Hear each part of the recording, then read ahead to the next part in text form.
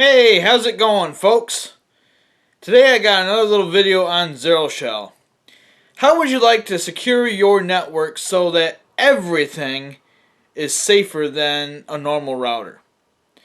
Today I'm going to show you how to do just that.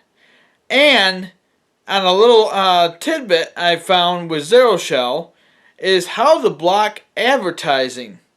Now, most routers that you buy at box stores or online stores will not have this feature unless you go to a super duper router, which would be really expensive.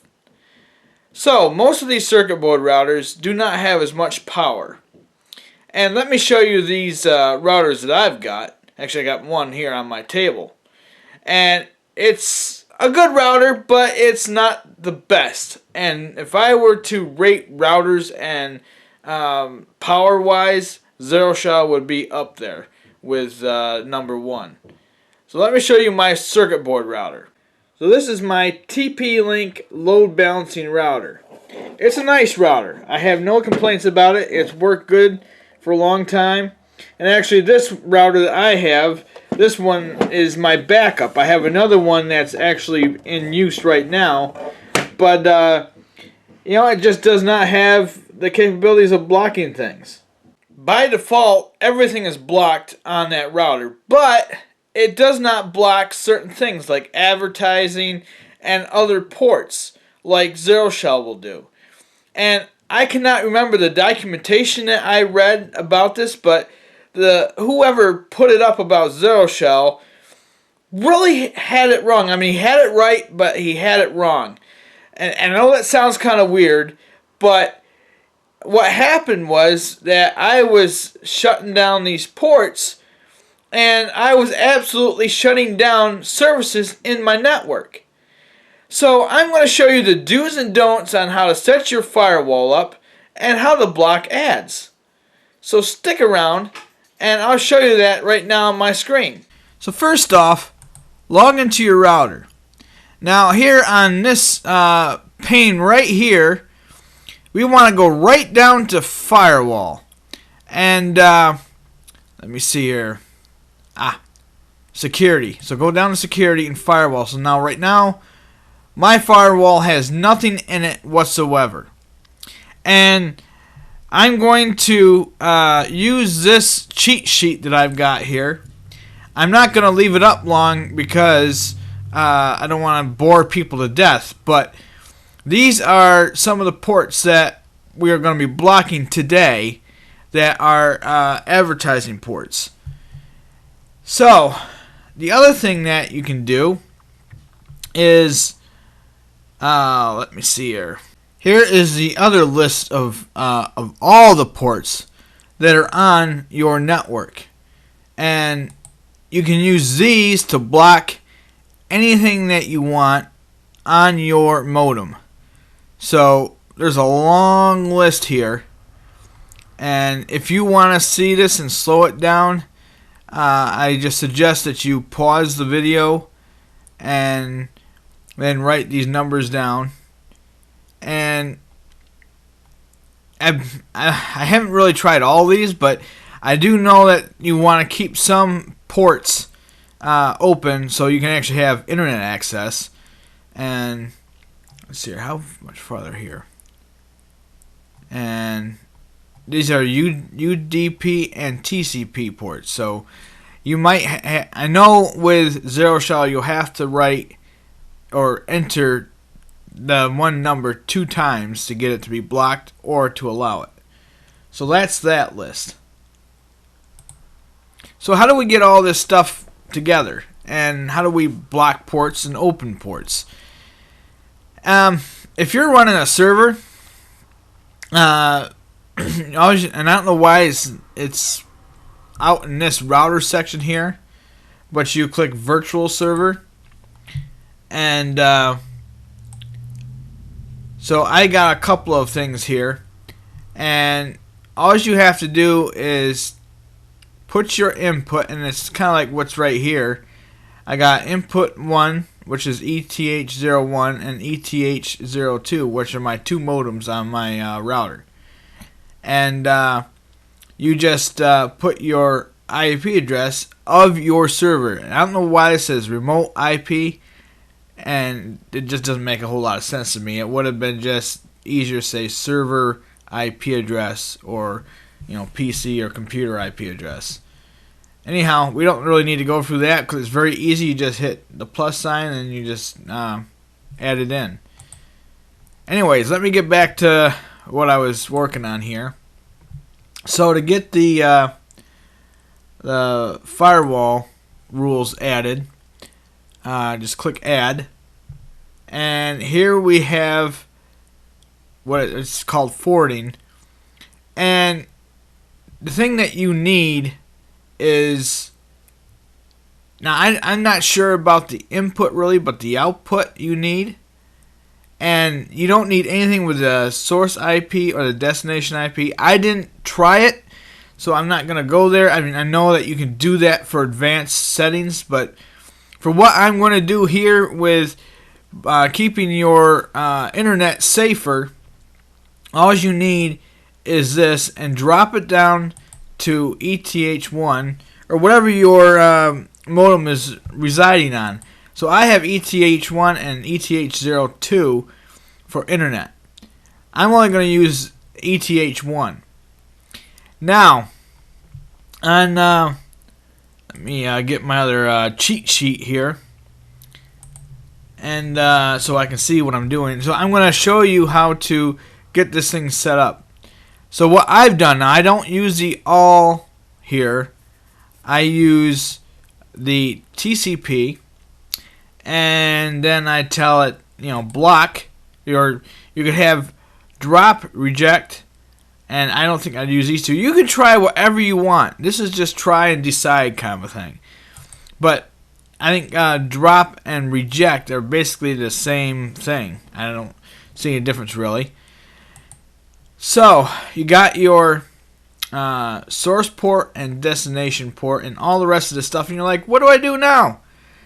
Well, all you need is a destination port, and I want to block 135,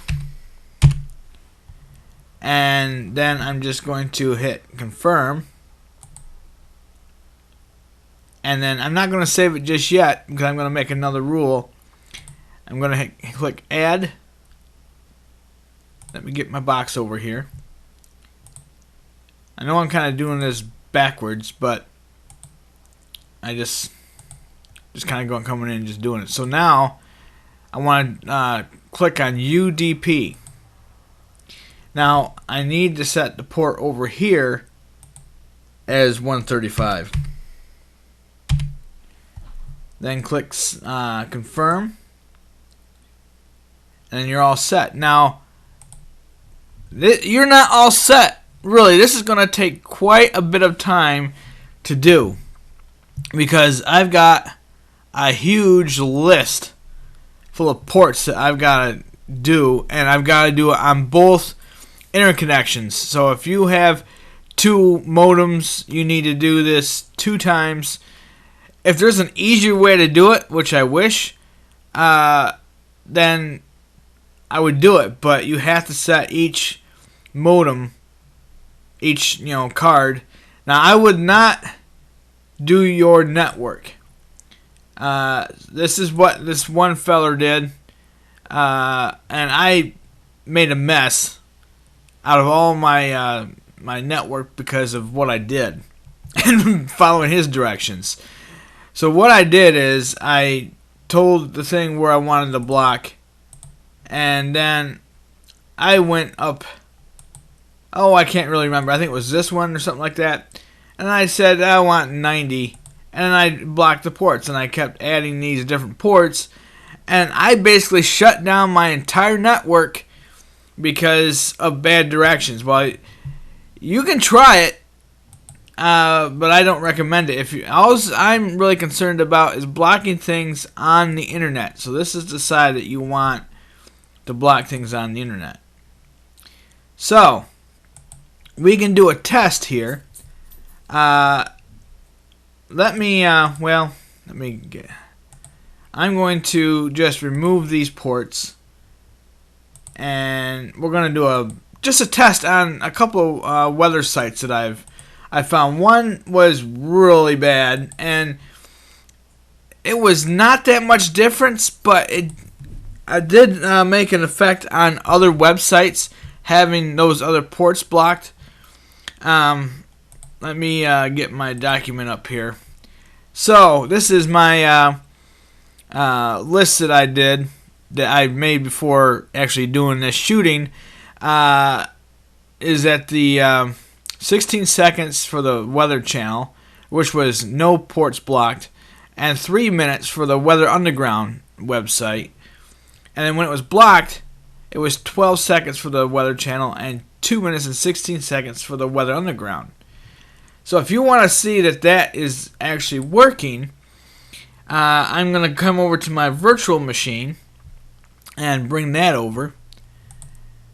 And first thing I would do to do your tests would be to see, I have no history here because I've cleaned it all out. I've cleaned out all my passwords and everything. So I do have 2 of these sites all bookmarked and ready to go.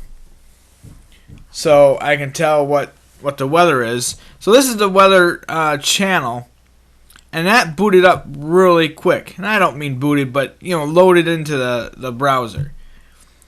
But it's still kind of loading certain ads. And you can't, and this is not bulletproof.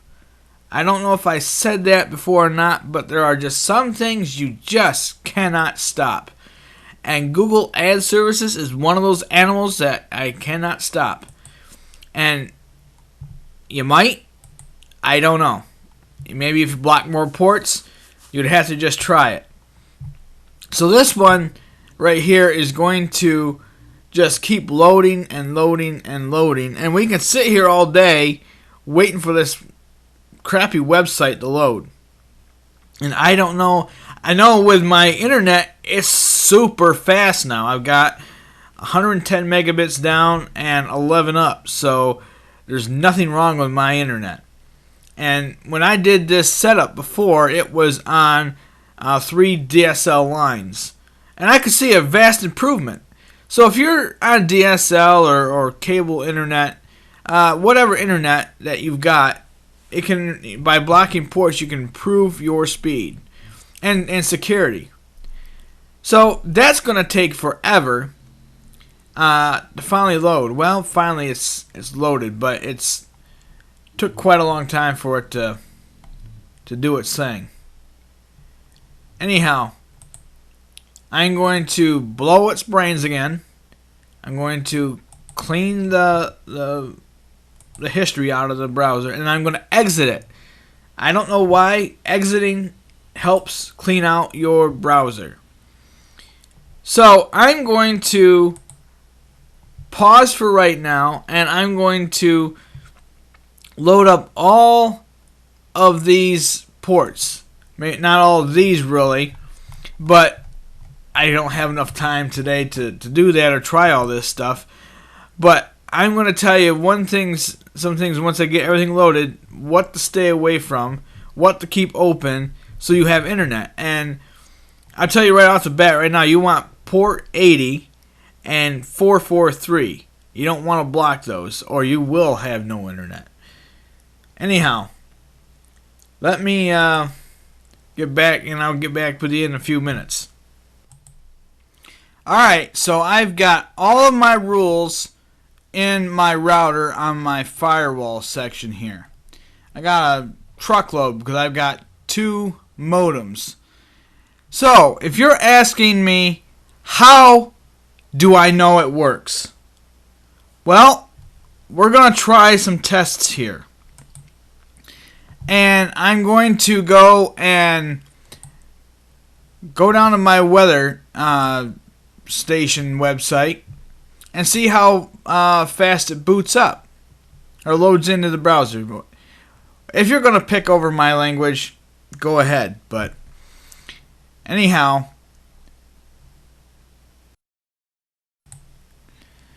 so that website's coming up. But you're saying, I'm still not sure if those rules are working yet or not.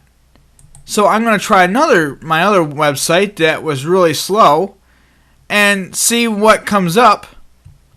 And obviously to me it's still loading slow, but my browser is not locking up like it used to.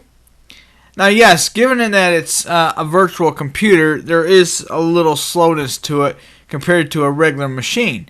But that should not matter. And before, this thing would just shut right down and go nuts on me. So if you're still not wondering, like, well, how in the world do I know if that rules is really stopping websites or advertisings from my computer, whatever it may be, whether it's a handheld device or it's a desktop PC or Mac computer?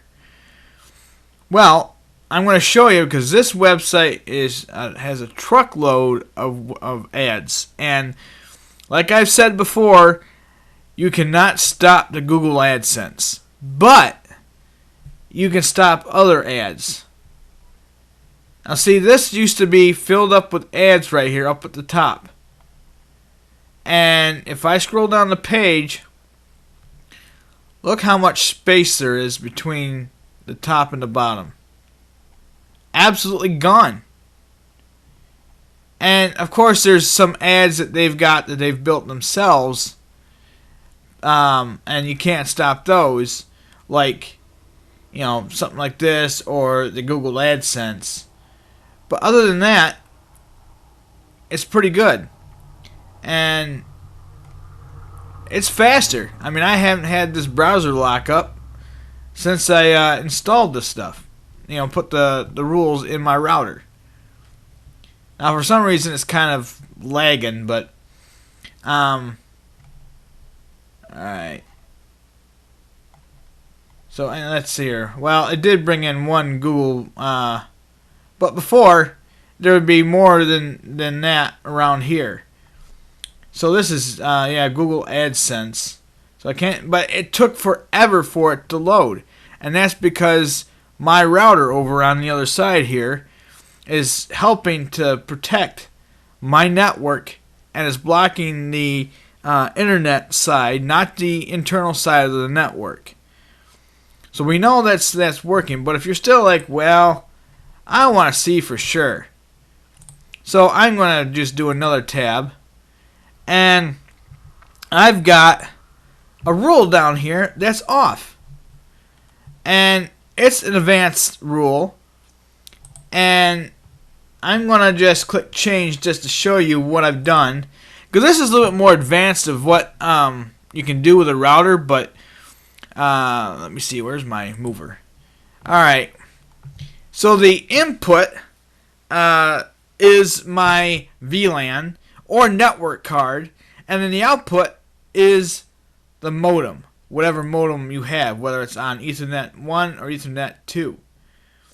Then you put your source IP, which is your device, your computer, into the source IP field. Now, I had to enable that. So what did I block on here? I blocked the secure socket layer, which is SSL, and nothing will come up once it's enabled. Now there is a way to get around that, since I've got two modems in my network. So now that is enabled. And the trick is, I don't know why you want to do this, but I'm just kind of going through to show you that we're going to get to this a bit later. The net balancer, I've already covered the net balancer in the last video, but let's just see if these rules are working. So I'm going to clear my history and then close my browser, reopen the browser, and then I'm going to go to a bookmark and see what happens. So let's go back to the same web page. Now it's just going to sit there and spin until it's blue in the face. And it's going to come up with an error because I have enabled this rule down here to block 443. And the majority of websites today are secure socket layers. So you've got to have that open. And some websites are still using HTTP, but majority of websites these days are using HTTPS. If I got all that in there right, that's a mouthful. Alright, so there is no internet there. It's just going to keep spinning and spinning. So this is going to get a little advanced, and watch the other video if you haven't seen it to make the load balancer work. I'm not going to go through that. So I'm going to go over to my managing rules, and I've got one right here that is going to my device. I'm going to click change because I've only got like I said, I got 2 modems, and I'm going to go over to my DSL line, and I'm going to click save and confirm and then save. Now if I go back over to my firewall rules, you'll see that I've got my ETH01, which is my faster internet, the cable internet, and my Ethernet 02 is the DSL modem. So I'm going to come back here, even though that the this rule is set to block my computer in the net balancer.